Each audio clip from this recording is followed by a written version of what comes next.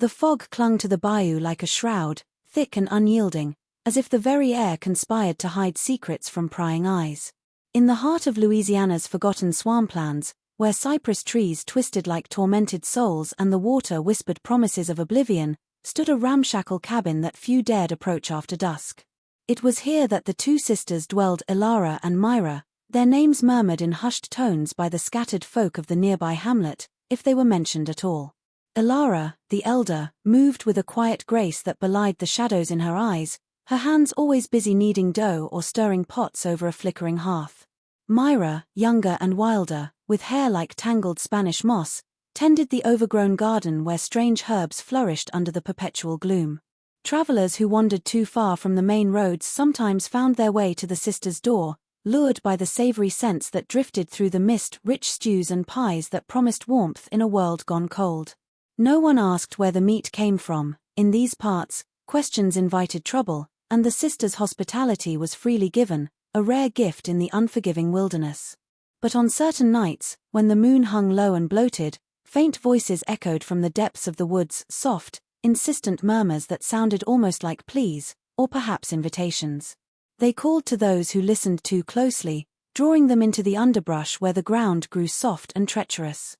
One such evening, as the sun bled into the horizon, a lone drifter named Harlan crested the muddy path leading to the cabin. His boots sank into the earth with each step, and the air grew heavier, laced with the metallic tang of decay. He had heard tales in a roadside tavern miles back, of meals that filled the belly and haunted the dreams, of sisters who smiled too knowingly. Hunger gnawed at him, sharper than the chill seeping through his threadbare coat. The cabin's lantern light flickered like a beacon, pulling him forward against the growing whisper of doubt in his mind. As he knocked on the weathered door, the voices in the dark seemed to hush, waiting, as if the mystery hidden in the woods had just begun to unfold. The Louisiana bayou in the fall of 1854 carried a heaviness that went beyond mere humidity, as though the air itself had grown thick with unspoken regrets. Cypress knees rose from black water like the knuckles of buried giants, and Spanish moss hung in ragged veils that swayed without wind. Deep within this labyrinth of shadow and stagnation lay a settlement so small it had no proper name on any map, just a scattering of weathered cabins and a single muddy track that petered out into nothingness. Travelers who strayed from the steamboat routes along the Mississippi seldom reached it, and those who did rarely spoke of it afterward. On a dusk that bled crimson into the water, a man named Harlan Graves came stumbling down that forgotten path. He was lean from too many miles on foot, his coat threadbare at the elbows, his boots caked with the red clay of distant roads.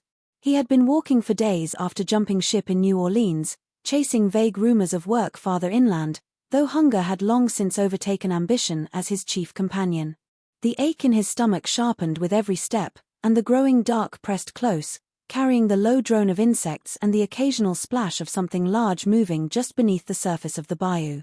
Then, through the haze, he saw the faint glow of lantern light winking between the trees. It came from a cabin larger than the others he had glimpsed, set slightly apart on a rise of firmer ground. Smoke curled lazily from its chimney, and with it drifted an aroma that made Harlan's mouth flood with sudden, painful saliva. Rich meat simmering in gravy, onions caramelizing, the yeasty promise of fresh-baked bread. It was the kind of smell that could pull a starving man through miles of swamp without a second thought.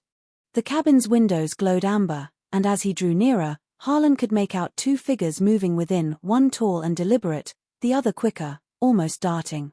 Word had reached him in a riverside tavern days earlier. Two sisters lived out here, alone since their parents vanished years ago, and they were known to feed any soul who knocked, asking nothing in return. Folks called the place a godsend or a curiosity, depending on how much whiskey they'd drunk when telling the tale. No one had ever warned him away. He paused at the edge of the clearing, the scent wrapping around him like a lure. The path behind him had already dissolved into darkness and water, leaving no clear way back. Ahead, the cabin door stood slightly ajar, as if expecting him. Somewhere deeper in the woods, an owl called once, low and mournful, and then everything fell unnaturally still. Harlan tightened his grip on the worn satchel slung over his shoulder, drew a breath that tasted of smoke and rot and something indefinably rich, and stepped forward into the lantern's reach. The door creaked open before Harlan's knuckles could fall a second time, and warm light spilled across the threshold like an invitation too generous to refuse. Ilara stood there, tall and composed, her dark hair pinned back with simple bone combs, her apron dusted with flour. Her eyes, the color of river silt after rain, studied him without alarm, as though weary travelers appeared on her doorstep every evening. Behind her, Myra hovered near the hearth, a wooden spoon in hand, her younger face framed by wild curls that caught the firelight like threads of gold. The air that rolled out carried the full weight of the promise Harlan had smelled from the path: seared meat, thyme, garlic, and something deeper, almost sweet, that coiled in the back of the throat. "Come in out of the damp," Ilara said, her voice low and steady, the kind of voice that could soothe a frightened child or quiet a restless dog. "You look half-starved." There was no question in it, only fact. She stepped aside, and Harlan crossed the threshold without thinking, the heat of the room wrapping around him like a blanket he hadn't realized he needed. The cabin was larger inside than it appeared from without, the walls lined with shelves of jars, pickled roots, dried herbs, things he couldn't name that gleamed faintly in the lamplight. A long table of scrubbed pine dominated the center, already set with two mismatched plates, as though they had been waiting for company. Myra flashed a quick, bright smile that didn't quite reach her eyes and ladled thick stew into a bowl from the iron pot suspended over the flames. Steam rose in fragrant curls, carrying flecks of dark meat that glistened among carrots and onions. She set the bowl before him with a hunk of crusty bread still warm from the oven, its top split and golden. "Eat," she said, almost eagerly. "We've plenty." Harlan's hands trembled as he took the spoon. The first mouthful touched his tongue and something inside him unraveled. The meat was tender beyond reason, rich with a flavor that bloomed slow and deep, threaded with smoke and a faint iron tang that lingered like a memory he couldn't place. It was better than anything he'd tasted in New Orleans boarding houses or riverboat galleys, better than the smoked pork he'd grown up on back in Tennessee. He ate without speaking, the spoon scraping porcelain, the bread sopping up gravy until the bowl was empty and Myra refilled it without being asked. The sisters watched him quietly. Ilara sat across the table, hands folded, while Myra perched on the edge of a stool, swinging one foot. Neither touched the food themselves. Harlan felt the weight of their gaze but could not stop eating, each bite easing the hollow ache that had ridden him for weeks. Only when the second bowl was gone did he pause, breathing hard, a strange warmth spreading through his limbs. He wiped his mouth with the back of his hand and looked up to thank them, but the words caught somewhere behind the sudden, nagging sense that the taste still coating his tongue was unlike any animal he had ever known. Years before Harlan's boots ever touched the muddy path to their door, the bayou had already claimed the sisters' childhood in slow, deliberate bites. Their parents had come to this forsaken corner of Louisiana in the spring of 1838, fleeing debts and fever from the Carolina Lowcountry, dragging two small girls behind them like afterthoughts. The father, a gaunt man named Silas who spoke more to the trees than to people, built the cabin with his own hands, driving cypress posts deep into the soft earth as though anchoring himself against whatever pursued him. The mother, Delphine, was quieter still, her eyes forever fixed on the dark line of the woods as if waiting for something to step out and finish a conversation begun long ago. Ilara was 7 when they arrived, old enough to remember the wagon wheels sinking axle-deep in mud, old enough to feel the shift when the world closed behind them like a gate. Myra came 2 years later, born in the cabin during a storm that rattled the tin roof like gunfire and flooded the floorboards ankle-high. From the cradle, Myra learned the sounds of the swamp, the constant drip from moss, the low bellow of alligators, and, on certain nights, the voices that rose soft and coaxing from the deepest thickets. At first they were only whispers, no louder than wind threading through reeds, but they carried words the girls could almost understand: names, pleas, promises. Their parents heard them too. Silas would stand at the edge of the clearing long after dusk, hat in hand, listening as though summoned. Delphine took to burning bundles of sage and sweetgrass at every doorway, her lips moving in prayers that grew shorter and more desperate each season. The voices never threatened. They simply asked, over and over, for company. One autumn morning in 1845, Silas walked into the mist with his rifle slung over his shoulder and never returned. Search parties found his tracks ending at the water's edge, the mud disturbed as if something large had slid back into the depths. Delphine lasted another winter. She wasted quickly, refusing food, claiming the voices sang inside her bones now, telling her it was time. When spring came, the girls buried her beneath a twisted live oak, marking the spot with a simple wooden cross that the vines swallowed within months.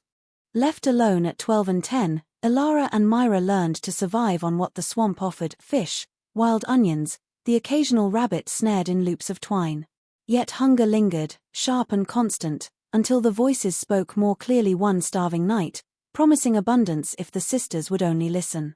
The next morning, meat appeared on their doorstep, fresh and neatly butchered, wrapped in broad palmetto leaves. No tracks led to or from the gift. The sisters cooked it without asking questions, and the voices fell silent for a time, satisfied. From then on, the offerings came whenever the pantry grew bare, and the girls grew tall and strong in the isolation that swallowed every trace of the world beyond the trees. By the time Harlan had scraped the last traces of gravy from his second bowl, the settlement beyond the cabin's windows had grown quieter than any place he had ever known. No dogs barked in the distance, no lanterns flickered from neighboring porches, no voices carried on the night air. The handful of families who scratched out a living along the bayou's edge had always been few, their lives bound tightly to the rhythms of flood and harvest, but in the months since the sisters' cooking had become legend, their numbers had dwindled in ways no one quite remarked upon. It began with old Marcel the trapper, who lived alone in a leaning shack half swallowed by vines. One morning his skiff was found drifting empty, lines still trailing muskrat pelts, but Marcel himself was gone. Folks said he had finally drunk himself into the water, though his jug sat untouched on his table. Then came the widow LeBlanc and her grown son, who vanished between dusk and dawn after visiting the sisters for a pie Ilara had pressed upon them. Their cabin stood open, supper cooling on the stove, chairs pushed back as though they had simply stepped outside for air and never returned. A week later, young Etienne, the blacksmith's apprentice, failed to appear at the forge. His hammer lay across the anvil where he had left it mid-strike, the fire burned low but never quite out. Whispers drifted through the settlement like the mist itself, soft and directionless. Some claimed the swamp had grown hungrier, that the old spirits stirred beneath the cypress roots and called men to join them. Others muttered of fever dreams that lured the sleepless into the dark, or of gators grown bold enough to drag a full-grown person from the bank without a cry.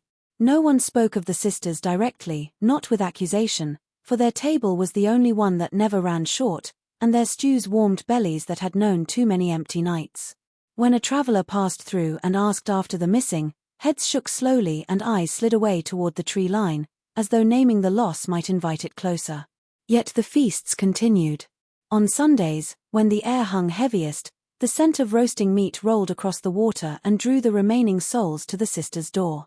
They came with hollow cheeks and grateful murmurs, plates extended, and left heavier, quieter, their steps slower on the return path. Children who once ran shouting through the mud now sat listless on porches, staring toward the woods as if listening for something just beyond hearing. And still the voices rose on moonless nights, faint and pleading, threading through the moss like smoke, while the settlement shrank household by household into silence. The fire in the hearth had burned low, casting long shadows that danced across the cabin's walls like silent conspirators. Harlan lay on a narrow pallet the sisters had made up for him near the warmth, his belly full for the first time in weeks, yet sleep refused to come. The richness of the meal sat heavy, pulsing with every heartbeat, and the quiet of the place pressed in until it felt almost loud. Outside, the bayou exhaled its nightly breath, water lapping softly against roots, insects droning in endless waves, but beneath it all threaded something else, a murmur too deliberate to be wind. He told himself it was imagination at first, the product of exhaustion and too much strange food. Yet the sound grew clearer as the hours deepened, voices, faint and overlapping, rising from the woods beyond the clearing. They were not raised in anger or fear, but carried the coaxing lilt of someone calling a beloved pet, or perhaps a lost child. Words drifted just close enough to tease meaning, come closer, just a little farther, we've been waiting, before dissolving into the rustle of leaves. Harlan sat up slowly, careful not to wake the sisters who slept behind a curtained alcove at the far end of the room. Moonlight leaked through the chinks in the walls, silvering the floorboards, and the voices seemed to tug at him like invisible threads. He pulled on his boots and eased the door open, the night air cool and thick against his skin. The path he had followed earlier had vanished into blackness, but a narrower trail led away from the cabin toward the deeper swamp, marked by pale fungi glowing faintly along the ground. The voices called from that direction, sweeter now, almost laughing, and his feet moved before thought caught up. Cypress trunks loomed like sentinels as he pushed through curtains of moss, the ground growing softer, sucking at his soles with wet kisses. The air smelled of rot and something cloying, like overripe fruit left too long in the sun. Deeper in, where the moonlight barely penetrated, he stumbled upon remnants half buried in the muck, shards of bone picked clean and white, tangled in roots, rusted iron hooks dangling from low branches, scraps of cloth so faded they might have been decades old. Here and there, strange symbols had been carved into the bark, spirals and eyes that seemed to follow his passage. The voices swirled around him, closer, brushing his ears like breath. They spoke of family, of belonging, of feasts that never ended. Harlan's heart hammered, yet he could not turn back. The trail behind him had closed like water over a stone. In the center of a small clearing ringed by ancient trees, he found a low mound covered in vines, and atop it rested a single object, a child's shoe, small and rotted, its leather tongue curled like a question no one had ever answered. Dawn crept gray and reluctant through the cabin's chinks, finding Harlan on his knees in the corner where the sisters kept their few books and papers. He had not slept after returning from the woods. The child's shoe still seemed to burn in his pocket, though he had left it on the mound. The voices had followed him back, softer now, almost amused, as if they knew what he would do next. While Alara and Myra still slept behind their curtain, he had begun a quiet search, fingers trembling as they slid along the underside of shelves and into cracks between floorboards. Beneath a loose plank near the hearth he found it, a small journal bound in cracked leather, its pages warped from damp. The handwriting belonged to their mother, Delphine, entries dated from the years just after Silas vanished. At first the words were ordinary records of rainfall, of fish caught, of herbs gathered, but as the pages turned, the tone shifted. Delphine wrote of the voices growing clearer, of dreams in which pale figures stood at the edge of the clearing offering gifts in exchange for simple tasks. She described the first bundle of meat left on the doorstep, how it had arrived the morning after she had whispered yes into the dark. The flesh had been pale, marbled with fat, sweet when cooked, and it fed the family for days without spoiling. Later entries grew frantic. Delphine confessed to recognizing a birthmark on one cut of meat, a scar she had seen on Marcel the trapper weeks earlier. She wrote of trying to refuse the offerings, of fasting until her ribs showed, only to wake and find the girls eating heartily while she slept. The voices, she claimed, did not force, they simply waited until hunger made the choice for her. Toward the end the ink grew faint, the letters shaking. The woods required balance, a life for abundance, and the sisters, still children then, had been chosen as keepers because their blood carried an old debt their father had tried to outrun. Harlan's breath came shallow as he read the final page, dated the day before Delphine died. She had discovered that the voices were not spirits at all, but echoes bound to the land by older hungers, perhaps the remnants of a forgotten tribe, perhaps something the swamp itself had birthed in its slow rot. They promised plenty in exchange for service, and the service was simple: feed the living what the woods provided, and the woods would always provide. Refusal meant starvation, acceptance meant the feast continued. Delphine had underlined one sentence 3 times: "We never asked what the secret ingredient truly was, and now it asks for us in return." The journal slipped from Harlan's numb fingers as the curtains stirred and Alara's shadow fell across the floorboards. She stood silent, watching him, her face unreadable in the half-light. Behind her, Myra's eyes gleamed with something that might have been sorrow or satisfaction. The air thickened again with the scent of simmering meat from the pot already hung for breakfast, rich and inviting, and Harlan understood at last the nature of the pact that had kept the sisters alive all these years in the heart of the bayou's endless hunger. The journal lay open between them like an accusation no one had yet spoken aloud. Harlan's hands shook as he pushed it across the table, the cracked leather cover catching the morning light that slanted through the window. Alara did not touch it, she only looked at the pages as though they were something long buried now clawed back into the air. Myra stood behind her sister, fingers curled tight around the back of a chair, her earlier brightness dimmed to something brittle. Harlan found his voice at last, rough from the night's silence. "You knew," he said, "not a question." All this time. Ilara lifted her eyes to his, and for the first time the calm in them cracked, revealing a weariness older than her years. We were children, she answered quietly. Starving children. The first bundle came the morning after Mama finally said yes. We woke to meet on the step, fresh and bleeding, and the voices stopped their pleading for a while. What were we supposed to do? Let the swamp take us the way it took them? Myra's voice came softer, almost lost beneath the low crackle of the hearth. At first we thought it was mercy. A gift from whatever watched over lost things. We cooked it, ate it, and the hunger went away. Then more came whenever the traps were empty, whenever the fish stopped biting. We learned the pattern quick enough. The woods gave when someone wandered too far and didn't come back. She swallowed, her gaze flicking to the window where mist still clung to the cypress. We never killed. Never once laid a hand. They just went to the voices. And the voices left us what we needed.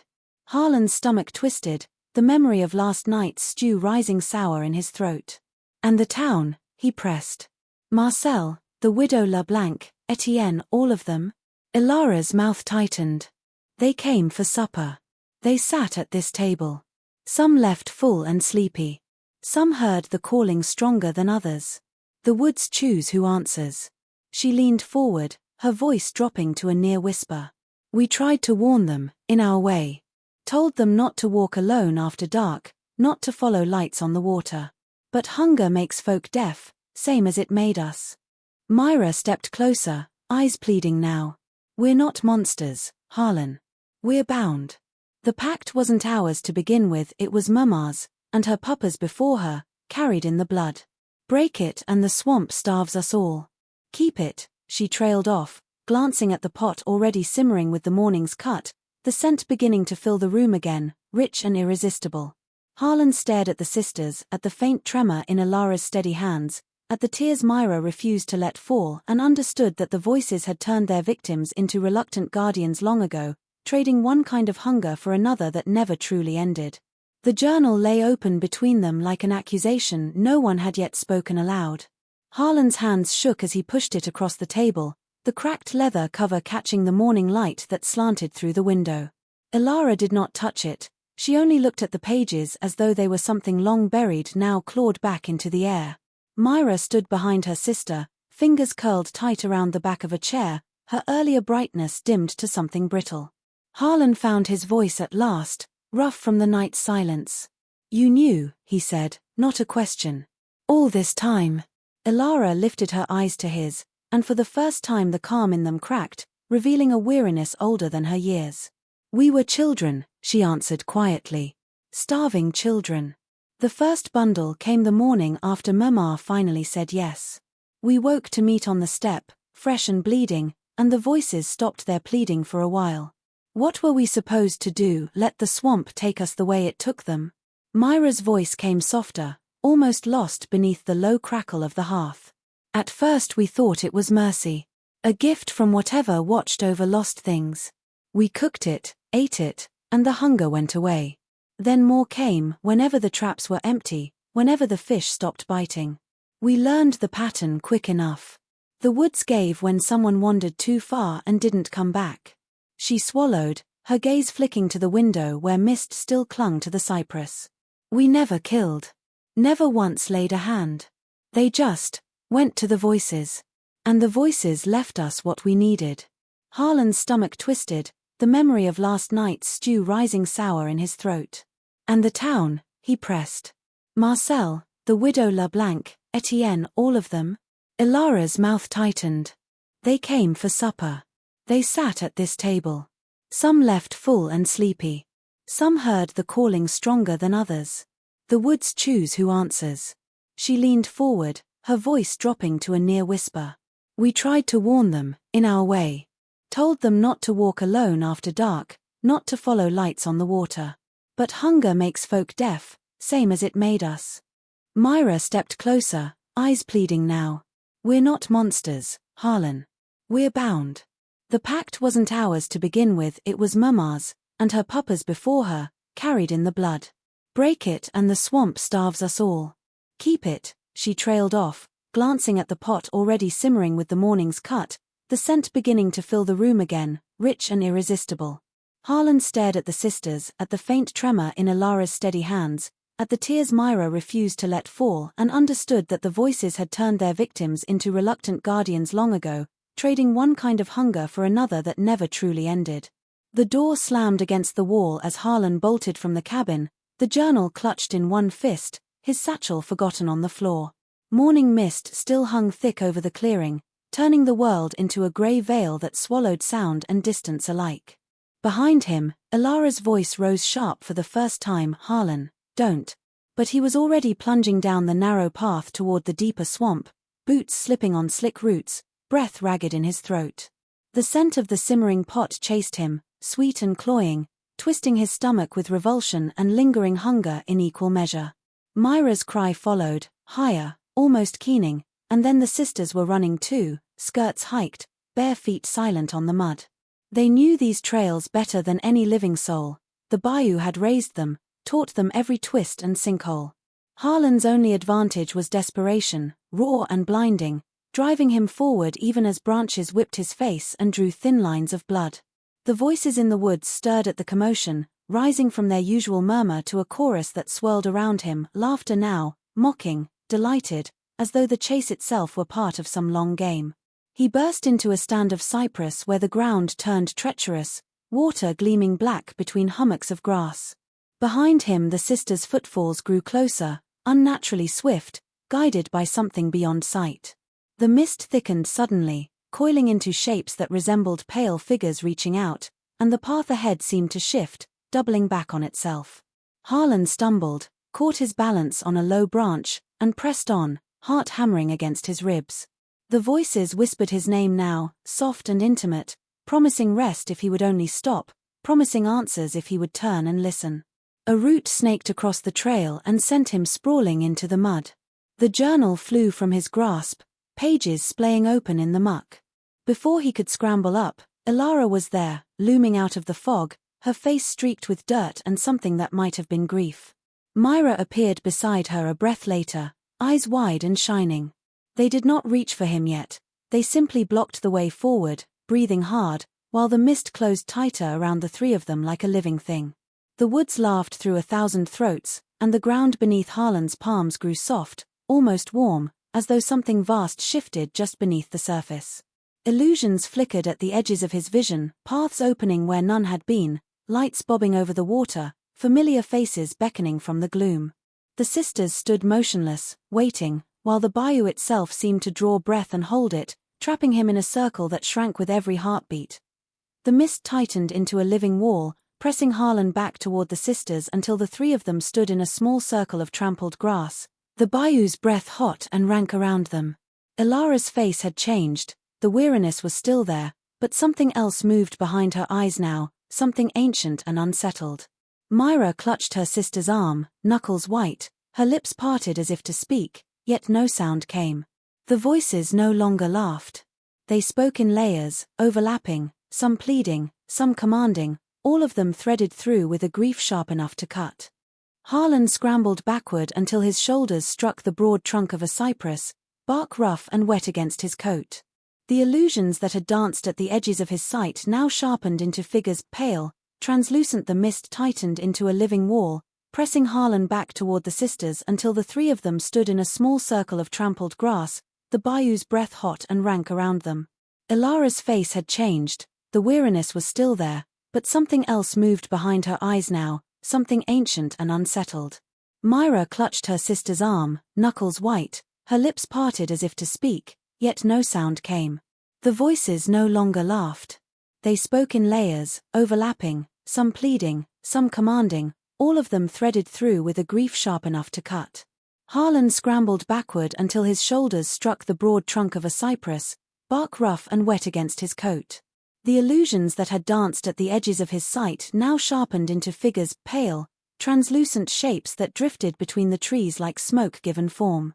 Faces he recognized flickered into view, Marcel with his weathered grin, the widow LeBlanc reaching out a hand, young Etienne staring with eyes too wide and empty. They were not solid, yet their presence weighed on the air, and their mouths moved in perfect unison with the voices that filled the clearing. These were the echoes Delphine had written of, the remnants of every soul the swamp had claimed, bound to the hunger that had birthed the pact generations ago. Myra shuddered violently, her grip on Elara slipping as her body went rigid. When she turned her face toward Harlan, her eyes had gone milky, reflecting nothing, and her voice emerged layered, her own soft timbre overlaid with dozens of others, male and female, old and young. "We tried to hold it back," the chorus said through her. "But the debt grows. New blood to feed the old." Elara lunged forward, trying to pull her sister away, but an unseen force held Myra rooted, her head tilting at an unnatural angle as the voices poured out stronger. One by one the spectral figures closed in, their translucent hands brushing the sister's shoulders, sinking into flesh like frost into soil. Elara's resistance cracked then. Her knees buckled, and the same milky film spread across her gaze. Both sisters stood swaying, mouths moving silently now while the chorus swelled, turning its attention fully to Harlan. The ground beneath his boots softened further, tendrils of root and vine creeping up his legs, gentle but inexorable. The air filled with the rich, copper-sweet scent of fresh meat, and across the clearing a low altar of cypress knees rose from the muck, already prepared with a broad, flat stone stained dark from countless offerings. The voices offered him the choice in a whisper that felt like velvet dragged across bone: join the feast as guest and live bound to the cycle, sharing the endless plenty with the sisters, or become the main course and feed the hunger directly, your essence joining the chorus that would lure the next wanderer. Harlan's hand closed around the small knife in his belt, but the blade trembled uselessly. The illusions showed him every path: running, fighting, begging, and every path ended at the same stone. The sisters watched him through possessed eyes, no longer pleading, only waiting, while the mist folded inward and the bayou held its breath for his answer.